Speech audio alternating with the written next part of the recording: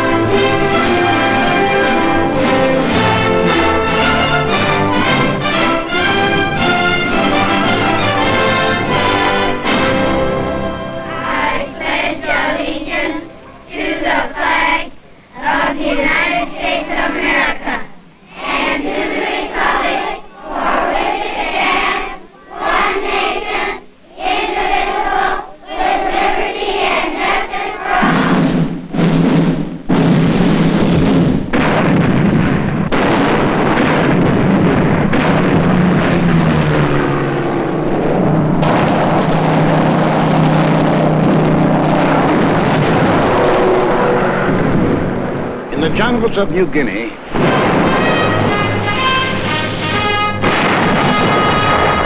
on the barren shores of the Aleutians, in the tropic heat of the Pacific Islands, in the sub-zero cold of the skies over Germany,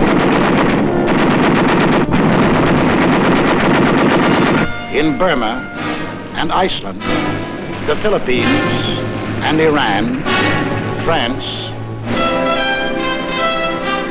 in China and Italy, Americans fighting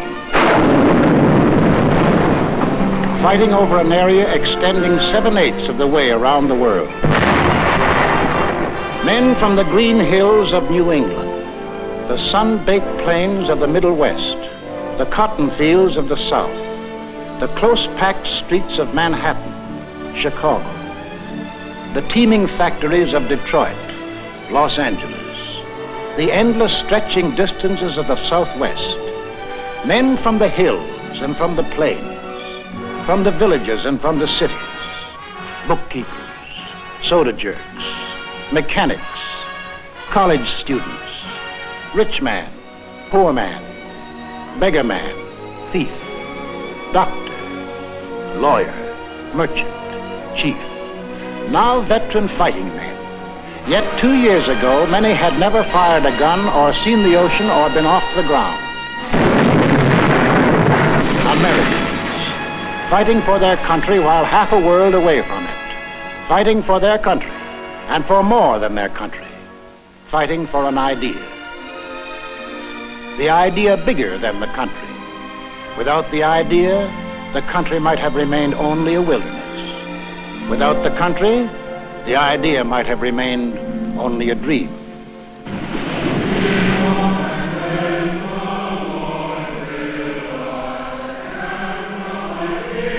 Over this ocean, 1607, Jamestown. 1620, Plymouth Rock. Here was America, the sea, the sky, the virgin continent. We came in search of freedom, facing unknown dangers rather than bend the knee or bow to tyranny. Out of the native oak and pine, we built a house, a church, a watchtower. We cleared a field, and there grew up a colony of free citizens.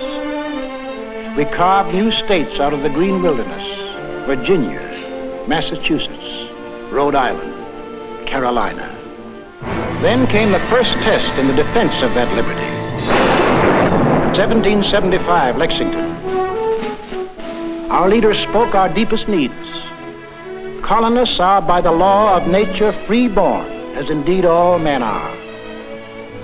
It is the right of the people to alter or abolish it, and to institute new government. These are the times that try men's souls. But as for me, give me liberty, or give me death.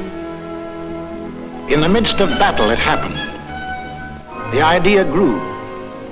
The idea took form. Something new was expressed by men, a new and revolutionary doctrine, the greatest creative force in human relations. All men are created equal. All men are entitled to the blessings of life, liberty, and the pursuit of happiness. That's the goal we set for ourselves. Defeat meant hanging. Victory meant a world in which Americans rule themselves. 1777, Valley Forge. We fought and froze, suffered and died. For what? For the future freedom of all Americans. A few of us doubted and despaired. Most of us prayed and endured all. 1781, Yorktown. Now we were a free, independent nation. The new idea had won its first test. Now to pass it on to future Americans. The Constitution, the sacred charter of we the people. The blood and sweat of we the people. The life, liberty, and happiness of we the people. The people were to rule, not some of the people, not the best people or the worst, not the rich people or the poor, but we, the people, all the people.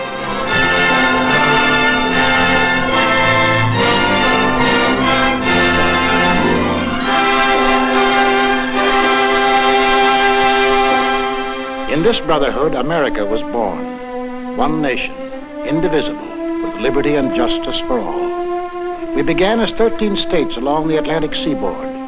We pushed across the Alleghenies, the Ohio River, the Mississippi, the last far range of the distant Rockies. We carried freedom with us. No aristocratic classes here, no kings, no nobles or princes, no state church, no courts, no parasites, no divine right of man to rule man. Here, humanity was making a clean, fresh start from scratch.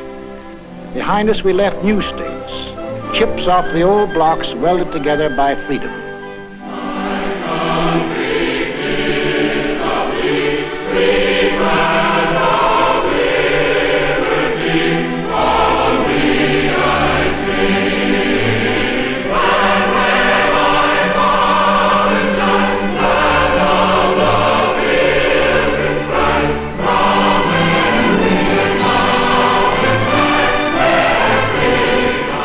Until finally we were one nation, a land of hope and opportunity that had arisen out of a skeptical world. A light was shining, freedom's light. From every country and every clime, men saw that light and turned their faces toward it. Give me your tired, your poor, your huddled masses yearning to breathe free, the wretched refuse of your teeming shore. Send these, the homeless, tempest-tossed, to me. I lift my lamp beside the golden door. As strangers to one another, we came and built a country, and the country built us into Americans. The sweat of the men of old nations was poured out to build anew.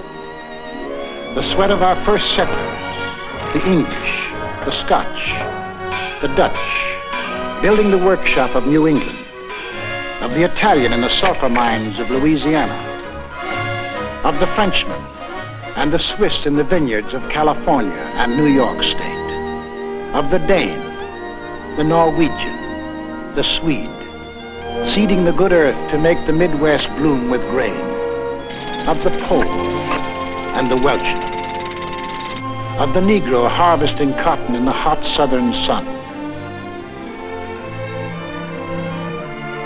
of the Spaniard, the first to roam the great Southwest, of the Mexican in the oil fields of Texas and on the ranches of New Mexico, of the Greek and the Portuguese harvesting the crop the oceans yield, of the German with his technical skill, of the Hungarian and the Russian, of the Irishman, the Slav, and the Chinese working side by side. The sweat of Americans, and a great nation was built.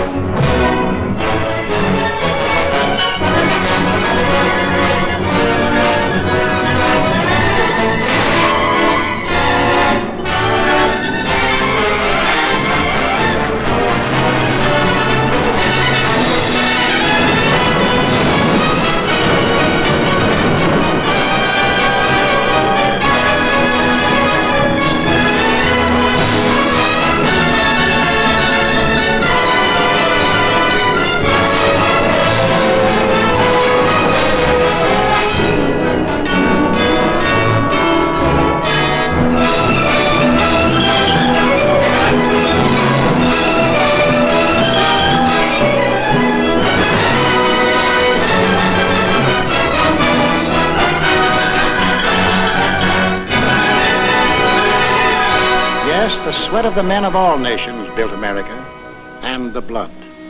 For the blood of Americans has been freely shed. 5 times in our history have we withstood the challenge to the idea that made our nation. The idea of equality for all men, life, liberty, and the pursuit of happiness. The idea that made us the people we are. Let's take a look at ourselves before we went into this war. Well, first of all, we're a working people. On the land, at the workbench, at a desk. And we're an inventive people.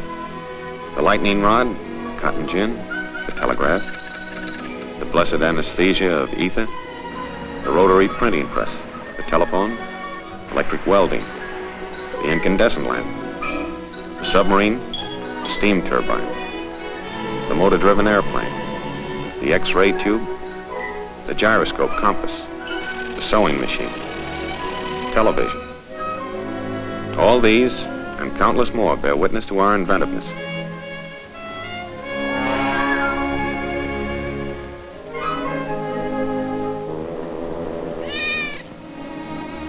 And this inventiveness and enterprise, plus our hard-won democratic ideal of the greatest good for the greatest number, created for the average man the highest standard of living in the world. 32.5 million registered automobiles, 2/3 of all the automobiles there are in the entire world. We demand the highest standards in sanitation, purity of food, medical care. Our hospitals are models for the world to copy. We want the best for the average man, woman, or child, particularly child. We have reduced the hazard of being born. From then on, we protect, foster, and generally spoil the majority of our children. But it doesn't seem to hurt them much.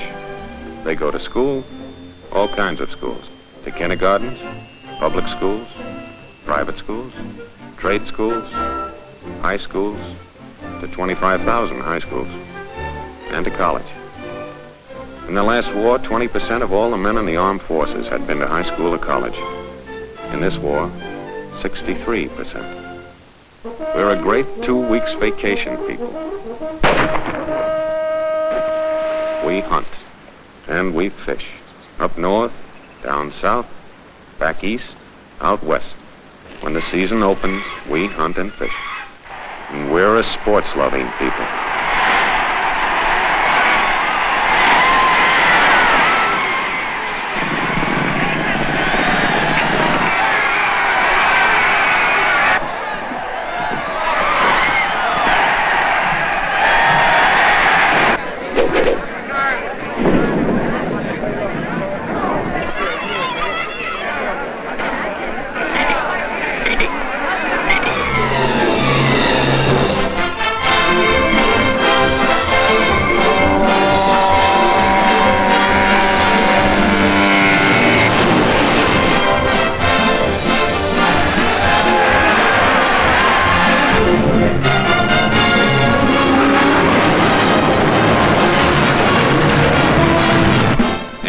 Probably the travelingest nation in all history. We love to go places. We have the cars, we have the roads, we have the scenery. We don't need passports, but sometimes we need alibis. We sleep by the road, we eat by the road. The foreigner is enchanted and amazed by what we like to put on our stomachs.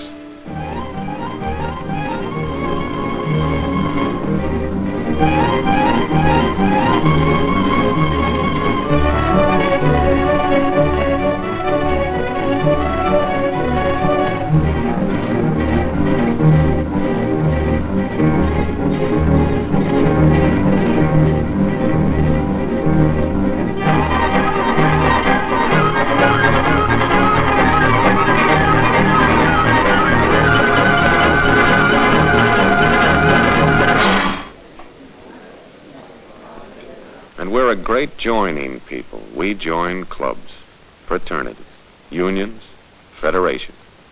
Shove a blanket at us, we'll sign up. Radios, we have one in the living room. When you think of refreshment, think of the dining room, the bedroom,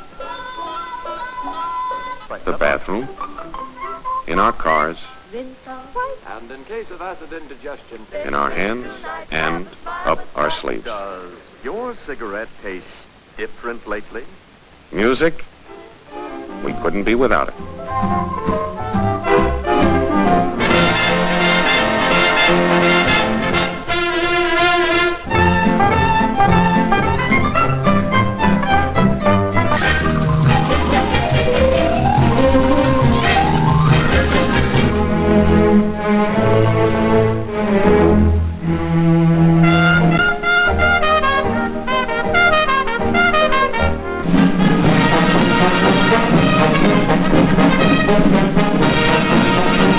Press? Yes, it's the biggest, but most important, it's the freest on earth. Over 12,000 newspapers of all shades of opinion, books on every conceivable subject, and more than 6,000 different magazines, not counting the comics. Churches? We have every denomination on earth. 60 million of us regularly attend, and no one dares tell us which one to go to. We elect our own neighbors to govern us. We believe in individual enterprise and opportunity for men and women alike. We make mistakes. We see the results.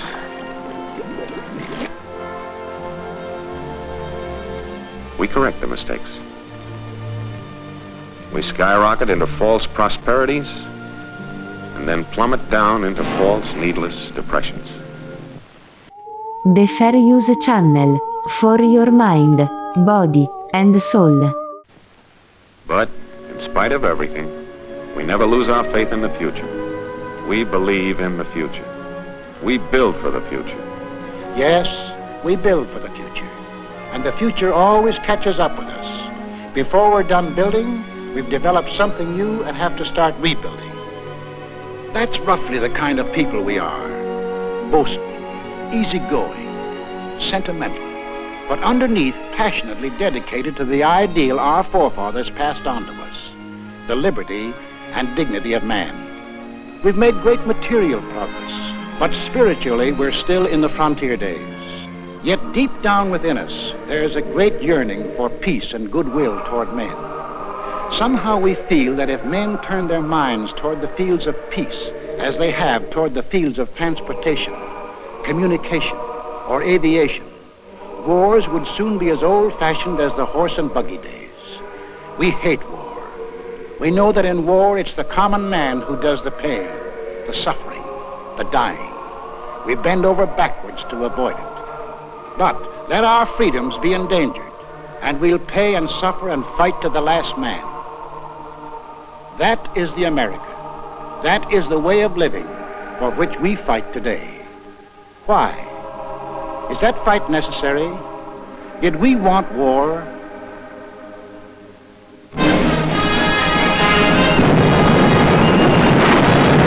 In 1917, before most of you fighting men were born, our fathers fought the First World War to make the world safe for democracy, for the common man. They fought a good fight and won it. There was to be no more war in their time or their children's time.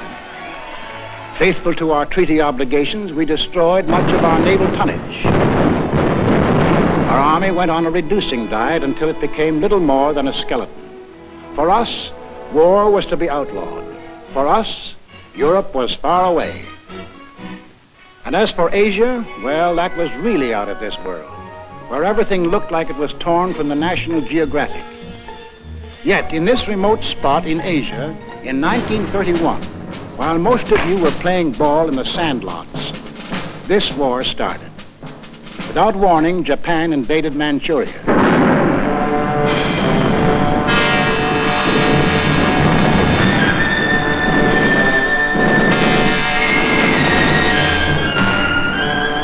Once again, men who were peaceful became the slaves of men who were violent.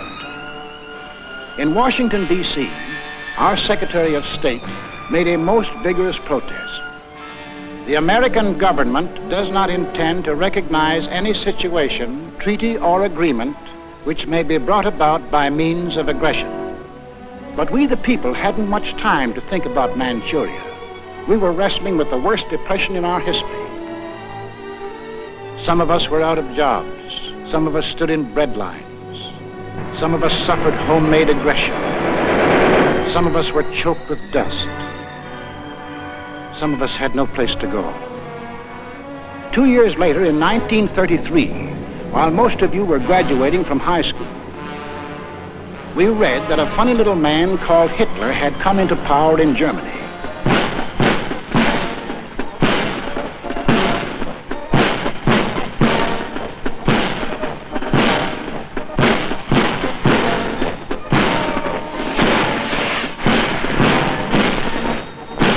We heard that a thing called the Nazi Party had taken over.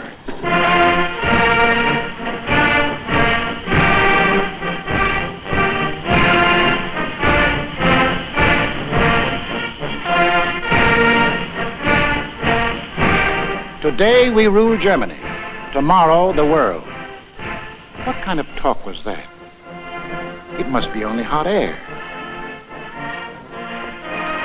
In 1935, about the time you had your first date, we read that strutting Mussolini had attacked far-off Ethiopia.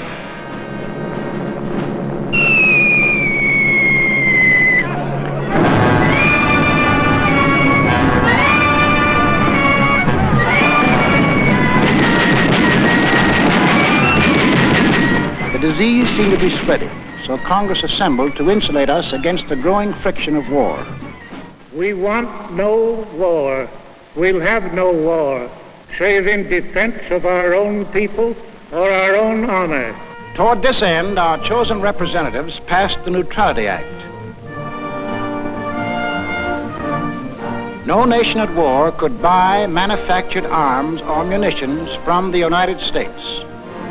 In 1936, when you were running around in jalopies, we were disturbed by news from Spain.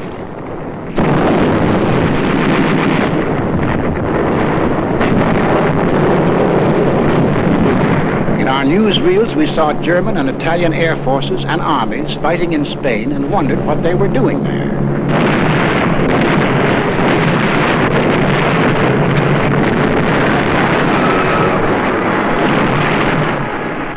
For the first time, we saw great cities squashed flat, civilians bombed and killed.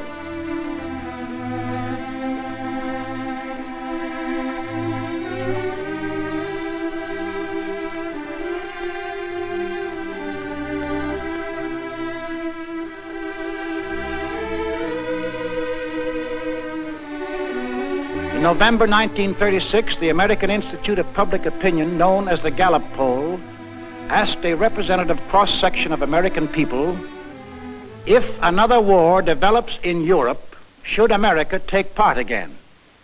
No. 95%. We the people had spoken. 19 out of 20 of us said, include us out. To further insulate ourselves, we added a cash and carry amendment to the Neutrality Act. Not only wouldn't we sell munitions, but we wouldn't sell anything at all, not even a spool of thread, unless warring powers sent their own ships and paid cash on the line. In 1937, the press services received a flash from Asia.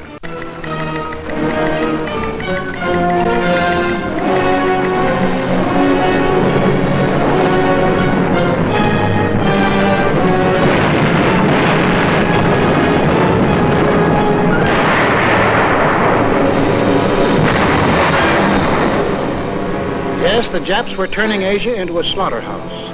But for us, Asia was still far away. In September 1937, the Gallup poll asked us, in the present fight between Japan and China, are your sympathies with either side? We answered, with China, 43%. With Japan, 2%. Undecided, 55%. We hadn't made up our minds about China. Our Neutrality Act barred sales of armaments only to nations at war. The Japanese had not declared war, so we went right on selling scrap iron and aviation gasoline to Japan. In March 1938, Hitler had not declared war either, but his goose-stepping army suddenly smashed in and occupied all the soil of Austria. 6 months later, Hitler and his stooge met the anxious democracies at Munich. Hitler promised peace in our time if Britain and France would give him that part of Czechoslovakia known as the Sudetenland. Britain and France gave him that part of Czechoslovakia, hoping to avert war. Now we had his word, peace in our time. At home, we began to hear strange headlines. Extra, extra! FBI captured German agent! Read all about it! Nazi Spygate captured! We sat in our theaters unbelieving as motion pictures exposed Nazi espionage in America. As Germans, we know that if America is to be free, we must destroy the chain that ties the whole misery of American politics together. And that chain is the United States Constitution. Could these things really be? Yes, these subversive acts were happening in real life every day. German-American bonds organized for the purpose of destroying us marched under our very noses.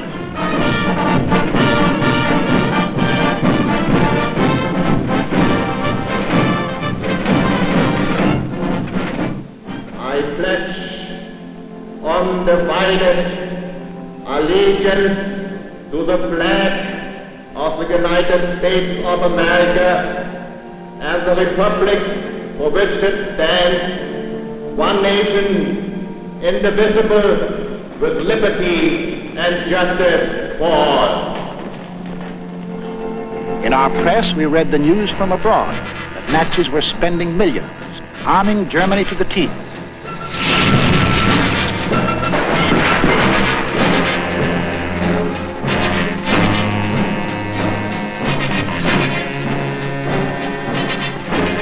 We read that the Tokyo Diet was appropriating tremendous sums, converting Japan into one vast munitions plant.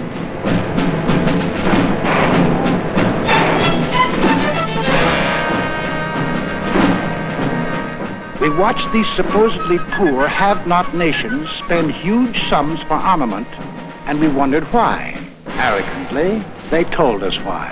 They had declared war on us long before the shooting started. We have actually been at war since the day when we lifted the flag of our revolution against the democratic world. The Germans are a noble and unique race, to whom the earth was given by the grace of God.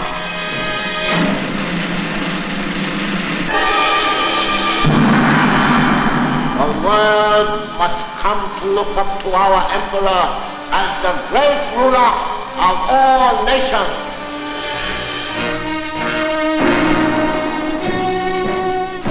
When the people of these three nations elected to follow their leaders, Death Incorporated, they organized to smash personal freedom, equality of man, freedom of speech, freedom of religion, organized to smash the very principles which made us the people we are.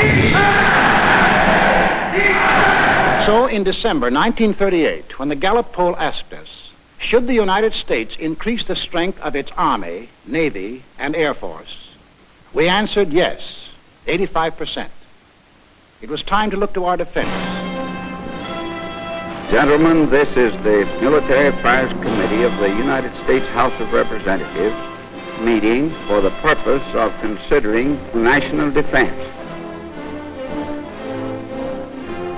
The Navy is asking for an increase of 25% in authorized naval tonnage in view of the grave international situation. Congress, reflecting the voice of the people, appropriated the largest sum for military use ever voted during peace in American history. We didn't dream that a few years later it would look like peanuts. On March 14, 1939, Adolf Hitler broke the pledge he made at Munich. He took over all the rest of Czechoslovakia. there would be no more peace in our time. April 7th, 1939, as we here in America observe Good Friday,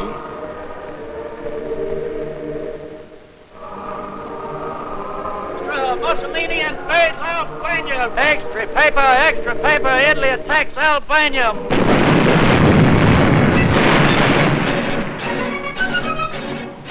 the picture was becoming clear. The conquering forces of violence were being set loose in the world. Where would they stop? In a last desperate effort to avert a world war, President Roosevelt, as a neutral, sent messages to Hitler and Mussolini, asking their promise to respect the independence of 30 free countries. To Adolf Hitler, this message was a huge joke as he repeated the names to a jeering Reichstag. Schweden, Dänemark, Niederlande, Belgien, Großbritannien, Irland, Frankreich, Portugal, Spanien, die Schweiz, Liechtenstein, Luxemburg, Polen, Ungarn, Rumänien, Jugoslawien, Russland, Bulgarien, Türkei, Irak, Arabien, Syrien, Palästina, Ägypten. This was the only answer the president received. On September the 1st, 1939, the Nazi army smashed into Poland.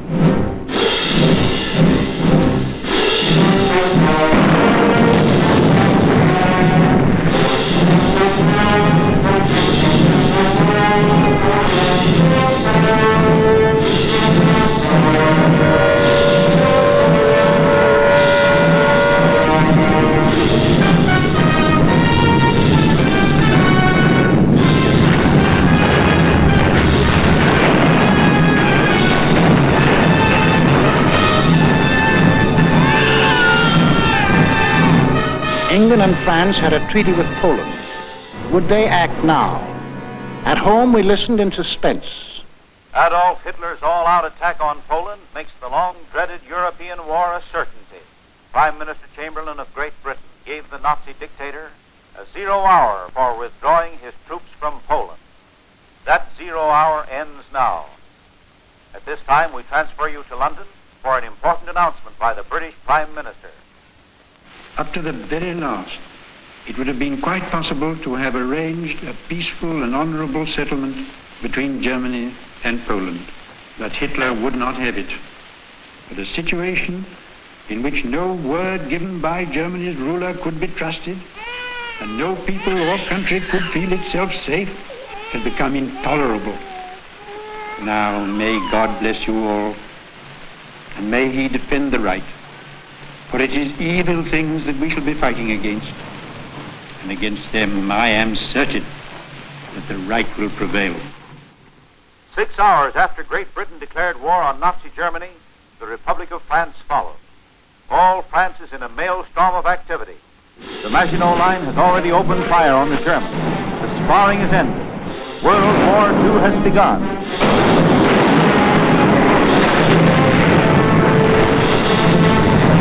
At home, we were asked, what country do you consider responsible for causing this war? Germany, 82%. We Americans had no doubt who started it. Also, we began to fear that this war was going to concern us. President Roosevelt called a special session of Congress to reconsider the embargo against selling munitions. I have asked the Congress to reassemble in extraordinary session in order that it may consider and act on changes in our neutrality law. The men of Congress wrestled with their beliefs and our futures. They debated and they argued. The arms embargo is far too great a security to American peace to permit its surrender without a last-ditch fight. The Embargo Act, as it now stands, is one-sided and works entirely to the advantage of one side. Therefore, the Embargo Act should be modified. We, the people, also debated and argued whether we should sell arms and munitions. When the question was put to us, we had an answer. Should we change the Neutrality Act so we can sell war supplies? Yes, 57%. Shortly after, our representatives changed the Neutrality Act. We lifted the embargo on arms and munitions. Now we would sell if purchasers would pay and take the stuff away in their own ships. American ships were still barred from combat zones. Meanwhile, on the other side of the globe, Japan was busy trying to bomb, shoot, and terrorize the Chinese into submission. We began to realize that if Japan conquered 400 million Chinese, she might become so strong as to run us right out of the Pacific.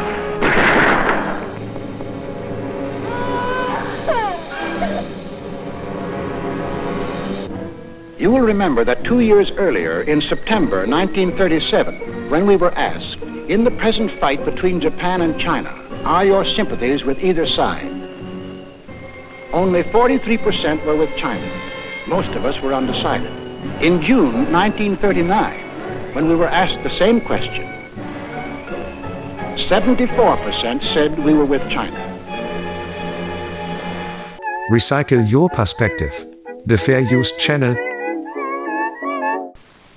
Now our minds were made up. When we loaded our scrap iron on Japanese ships, our citizens protested. Let Mr. Atchison, Assistant Secretary of State, tell us the inside of the story. So until the middle of 1940, the restriction of exports to Japan took the form of moral embargoes of aeroplanes and direct munitions. Then Congress passed the Export Control Act, and increasing cutoffs of scrap iron, aviation gasoline, and other strategic items followed. Exports were curtailed to the limit which those responsible for our defense were willing to risk. It was a fearful responsibility. On one side was the possibility, in fact the probability, that one day these materials might be used against us. On the other side was the possibility, in fact the probability, that to cut them off would provoke an attack which we were not then prepared to resist. Finally, in the summer of 1941, as it became clear that Japan was turning her back upon every possibility of reconciliation and adjustment, and was determined upon her great gamble of conquest, all exports ceased. On April 9, 1940, the leaders of Nazi Germany shifted their war machine into high gear. They overran into Denmark. They smashed into Norway. On May the 10th, 1940, they blitzed into Holland and Belgium. The Nazis are marching ahead at the fastest speed a conquering army has moved in all history. All roads in France are choked with slow-moving masses of refugees. Nazi Stuka dive bombers are strafing and bombing thousands of helpless women and children. Mr. Keltenborn. Good evening, everybody.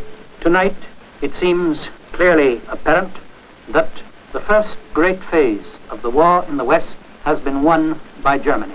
The army of French and British has made a valiant battle in its effort to retreat to Dunkirk, where there is some slight chance that some part of it can be evacuated. Adolf Hitler's mechanized forces are racing toward Paris as French resistance collapses. On this 10th day of June, 1940, the hand that held the dagger has struck it into the back of its neighbor. This is William L. Shirer speaking from the forest of Compiègne, where Adolf Hitler today is handing his armistice terms to France. It is 3:15 p.m. Adolf Hitler strides slowly toward the little clearing. I can see his face. It is grave, solemn, yet brimming with revenge. Off to one side is a large statue of Marshal Foch. Hitler does not appear to see it. Now we see the French walking down the avenue, led by General Hunsinger. Hitler and the other German leaders rise as the French enter. General Keitel reads the preamble to the German armistice terms. This whole ceremony is over in a quarter of an hour. The last time I saw Paris, her heart was warm and gay. I heard the laughter of her heart in every street cafe.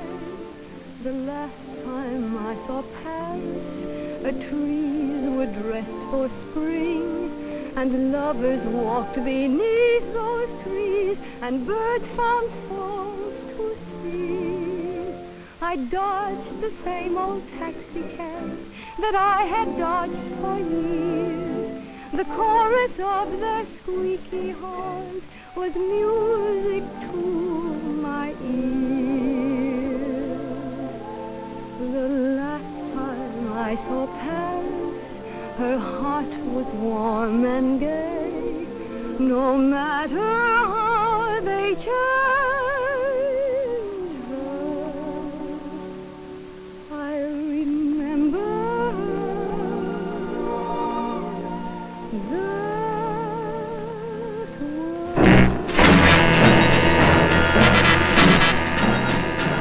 Conquering armies now stood on the shores of the Atlantic.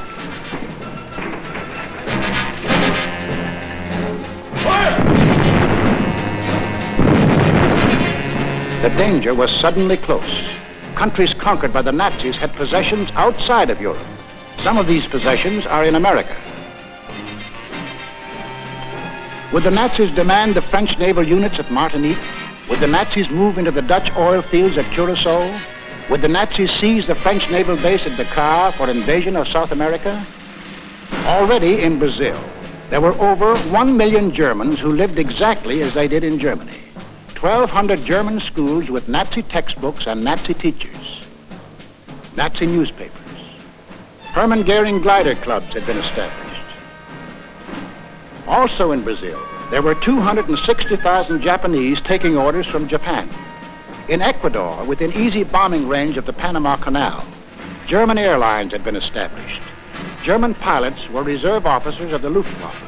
The German transport planes had bomb racks already built in. In Argentina, German athletic clubs similar to the Hitler Youth Movement had been organized exclusively for Germans. Here was a fifth column ready to take over. In Havana, we met with 20 other American republics. There must not be a shadow of a doubt anywhere as to the determination of the American nations not to permit the invasion of their hemisphere by the armed forces of any power or any possible combination of powers. 20 American nations stood firm.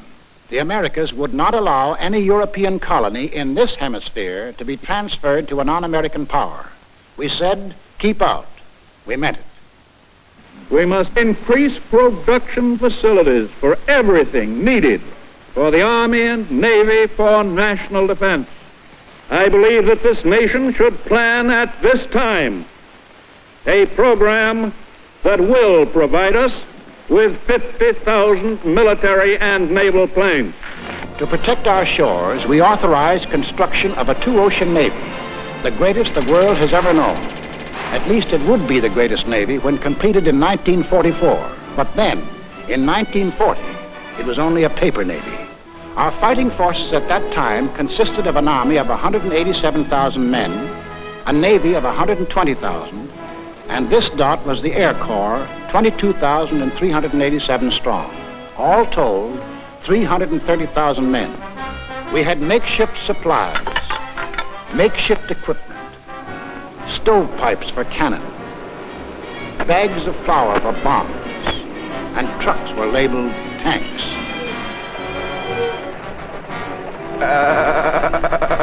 Our infantry had exactly 488 machine guns. We possessed 235 pieces of field artillery, 10 light and 18 medium tanks. That was the Army of the United States in May 1940, the month in which the Nazis overran France. So we called our Minutemen, the National Guards of the 48 states, and placed them into federal service. And most important, Congress passed the Selective Service Act.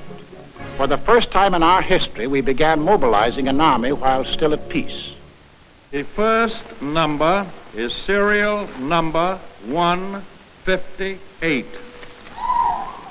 This is the Army, Mr. Jones.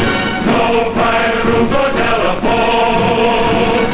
You'll have your breakfast in bed before, but you won't have it there anymore. The second number, which has just been drawn, is 1 92. This is the Army, Mr. Green. We like the barracks nice and clean. You had a housemaid to clean your floor, but she won't help you out anymore. Do what the builders command. They're in the Army and not in a band. This is the Army, Mr. Brown. You and your lady went to town. She had you worried, but this is war, and she won't worry you anymore. More, no, she won't worry you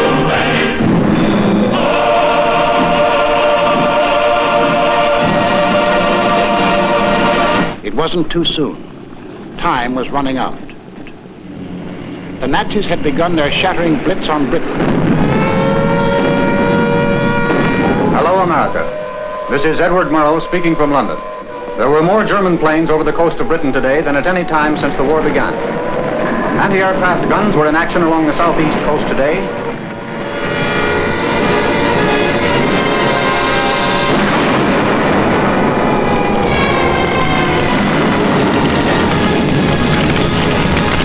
Back on Main Street, USA, daily we followed Britain's life struggle. For if Britain died, we would be in grave peril. Our first line of defense in the Atlantic, the British fleet, might go to Nazi Germany. We would be unprotected, our shores, our people, our homes endangered. Britain must not fall. In our harbors, idle and rotting, lay ancient destroyers. They had been built for World War I. But this was World War II, and this gave us an idea. 50 tired, over-aged destroyers were revitalized, transferred to Great Britain. In return, we acquired further protection of our shores. We received a chain of bases stretching from Newfoundland to British Guiana. These bases threw a steel wall around the Caribbean. These bases gave new safety to the Panama Canal. It was now clear to the aggressors that we were conscious of the threat they represented to our country. Mr. Burley, Assistant Secretary of State, will tell us how they got together and tried to scare us off. From 1936 on, it became increasingly clear to the world that Germany, Italy, and Japan were pursuing a common pattern of aggression, both in Europe and in the Far East. On September 27, 1940, these three powers signed the so-called Pact of Berlin, or Tripartite Pact, a treaty of far-reaching alliance. By that treaty, it was provided that the three countries would assist one another with all political, economic, and military means when one of the powers was attacked, note particularly the use of the word attacked, by a power not then involved in the European War or in the Chinese-Japanese conflict. The last of these provisions was aimed directly at the United States. Tokyo celebrated.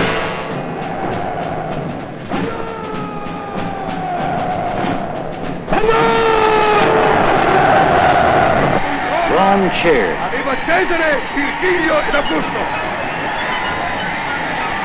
Berlin hired itself forth. It was clear now that the three Axis countries definitely stood against us. More anxious than ever, we watched the life and death struggle for the possession of the skies over Britain.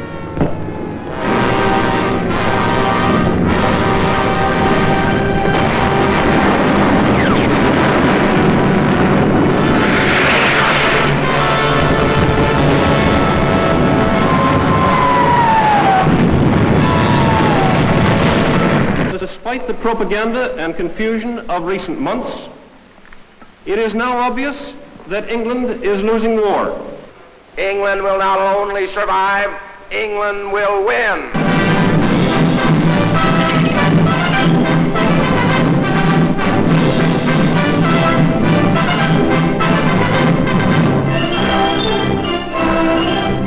So, when we were asked, should we keep out of war or aid Britain even at the risk of war?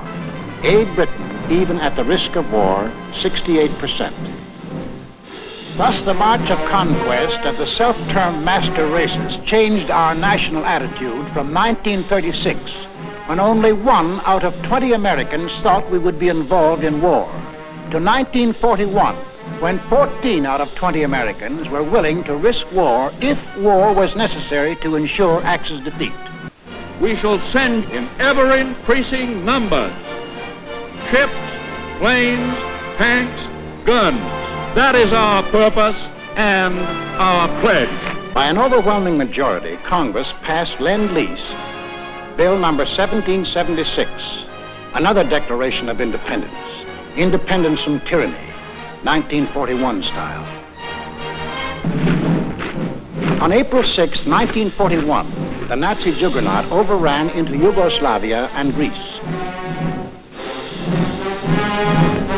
On June the 22nd, 1941, the success-crazy Nazis took their longest step toward world conquest. Without any declaration of war, they blitzed into Russia.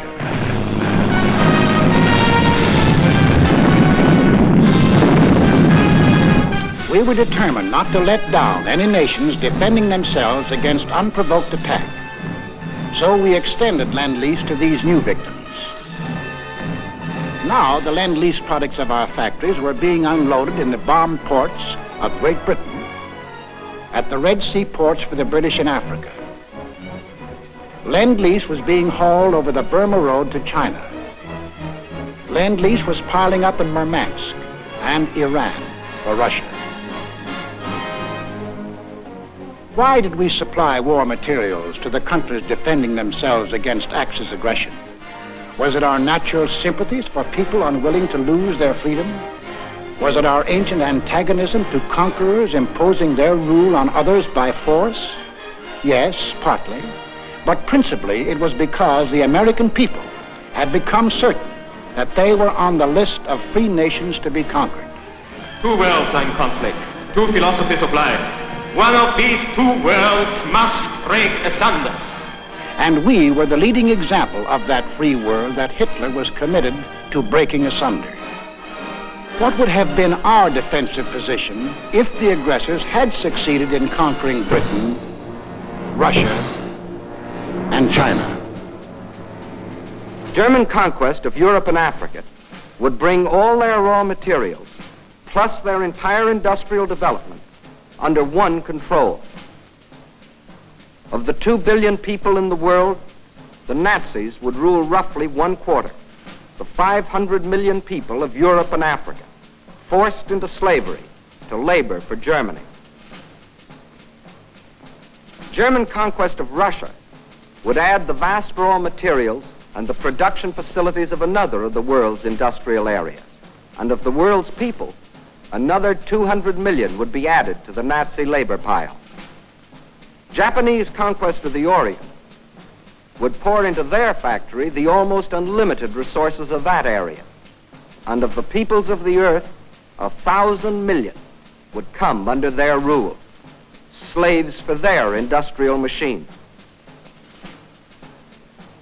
We in North and South America would be left with the raw materials of 3/10 of the Earth's surface against the Axis with the resources of 7/10. We would have one industrial region against their 3 industrial regions. We would have 1/8 of the world's population against their 7/8. If we, together with the other nations of North and South America, could mobilize 30 million fully equipped men, the Axis could mobilize 200 million. Thus, an Axis victory in Europe and Asia would leave us alone and virtually surrounded, facing enemies 10 times stronger than ourselves. These are the reasons that led us, the American people, to change the Neutrality Act, to send aid to Britain, to Russia, to China, to make ourselves the arsenal of democracy. These are the reasons why now the first American troops set forth into the Atlantic to occupy new bases in Greenland and Iceland with the consent of their local governments. In our hands, bases of defense. In Nazi hands, bases of offense.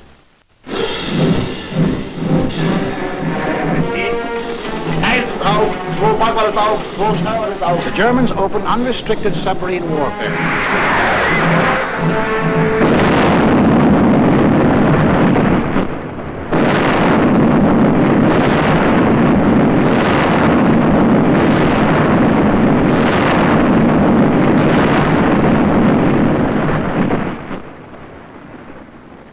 If today our Navy should make secure the seas for the delivery of our munitions to Great Britain, it will render as great a service to our country and to the preservation of American freedom as it has ever rendered in all its glorious history.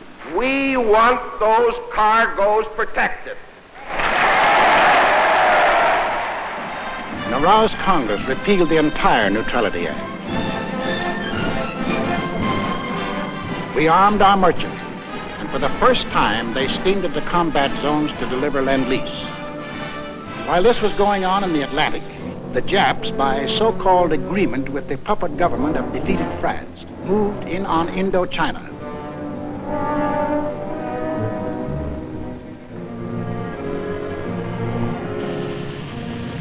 There were now only two threats to their plan for conquest of Greater East Asia. First was their northern neighbor, Russia, the only military power within striking distance of Japan. The Nazis were taking care of Russia. The second threat to Japanese conquest was us. Japanese southward expansion was too dangerous to attempt with our bases still standing in the Philippines and our supply lines open to Wake, to Midway, and to Hawaii. We were in their way. We had to be removed. But in the Japanese way. Off to Washington went Special Ambassador Kuroso on what the Japs said was a mission of peace. But carefully synchronized with his departure from Tokyo was the departure of a Jap task force under sealed orders, not on a mission of peace. On November 14th, Mr. Kuroso arrived in San Francisco, smiling his toothy smile as he sang the old song of Japanese friendship. The Japanese were a peace-loving people. Their whole policy was devoted to the establishment of permanent peace in Asia. Our aid to China was delaying the establishment of that peace. Our refusal to sell them oil and scrap was interfering with the establishment of that peace. Our objections to their taking over the East Indies, Greater East Asia, was an interruption in the establishment of that peace. All they wanted was peace.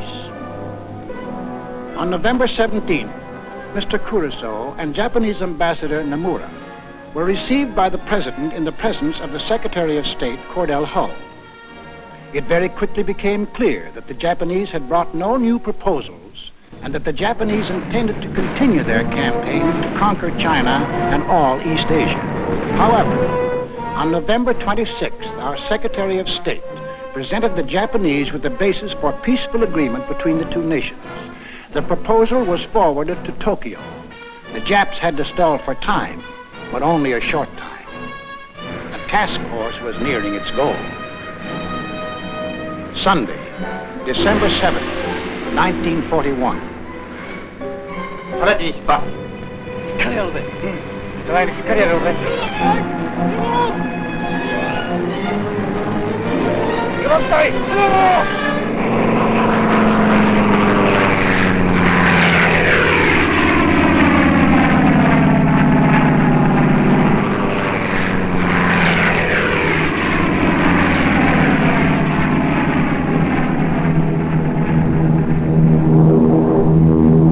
"1 p.m. Eastern Standard Time. The Japanese emissaries are expected at the State Department to keep a 1 o'clock appointment they had requested in order to present their answers to our proposals. 1:05 p.m. The Japanese planes are approaching Hawaii.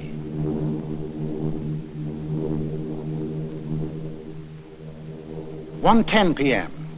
The Japanese emissaries telephoned to postpone their appointment until 1:45. 1:20 p.m.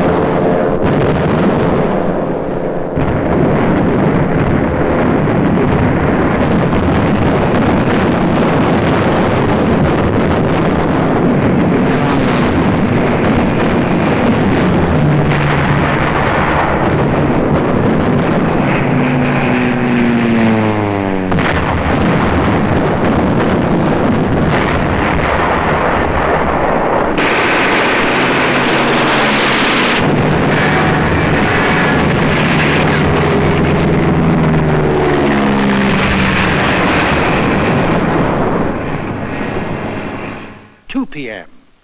The Japanese envoys, smiling and correct, arrive at the State Department. 2:20 p.m.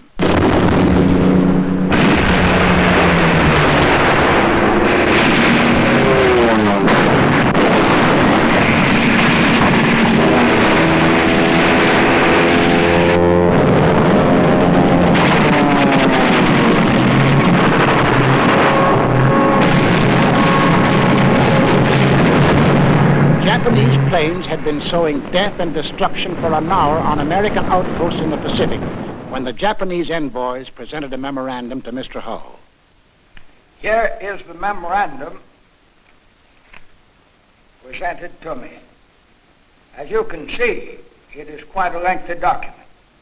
I read it hurriedly, discovering that it contained a recital of monstrous accusations against the United States, charging it, among other things, with, quote, scheming for the extension of the war, preparing to attack Germany and Italy, two powers striving to establish a new order in Europe, and ignoring Japan's sacrifices in the 4 years of the China affair, menacing the empire's existence itself, and disparaging its honor and prestige. After reading the note, I said to the Japanese emissaries, I have never seen a document that was more crowded with infamous falsehoods and distortions on a scale so huge that I never imagined that any government on this planet was capable of uttering them.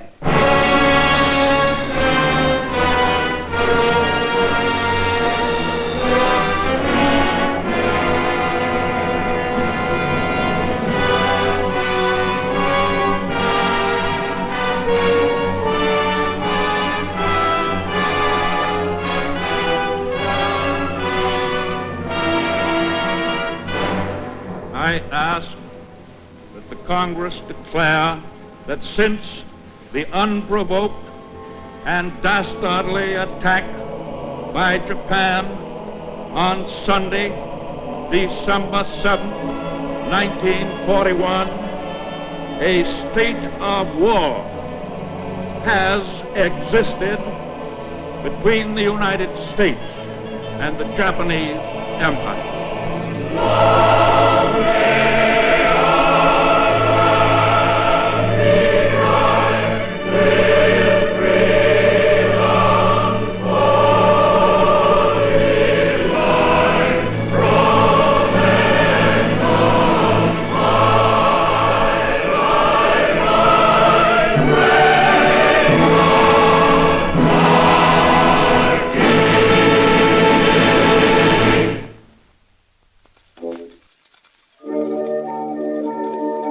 It's as innocent looking as candy, but it's turning our cities into battle zones.